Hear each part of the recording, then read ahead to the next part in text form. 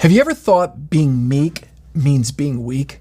During his famous Sermon on the Mount, Jesus gave us 8 beatitudes, 8 attitudes that lead to a blessed and happy life.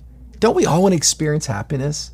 In Matthew chapter 5, verse 5, Jesus says, "Blessed are the meek, for they shall inherit the earth."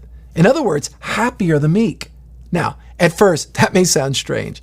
In our world, meekness can sound like weakness. It can sound like passivity, but that's not what Jesus meant. Meekness is strength under control. It's the ability to have power and passion and emotion under restraint. And no one demonstrated this better than Jesus. In John chapter 13, we see one of the most beautiful pictures of what meekness looks like in action. Jesus at the Last Supper looked into the faces of his disciples. He knew this would be his last chance before the cross to show them his love and to inspire them to carry on his vision. So what did Jesus do?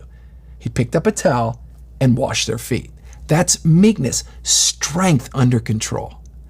Like many of you, I've carried a lot of responsibilities, and at times, I felt a lot of pressure. So what did I do? I pushed harder. I overreacted. I fired back. And quite honestly, I've not demonstrated meekness at times.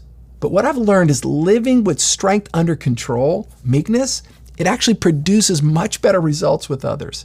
You see, meekness doesn't make you weak.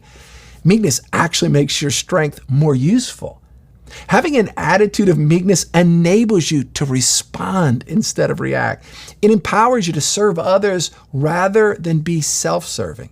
It helps you to walk into a room and to ask, who can I add value to, instead of who can help me? So the question is, are you living a happy life? If not, have you tried meekness? When we live like Jesus with strength under control, we earn the trust of others, and truly, we inherit the earth. God bless.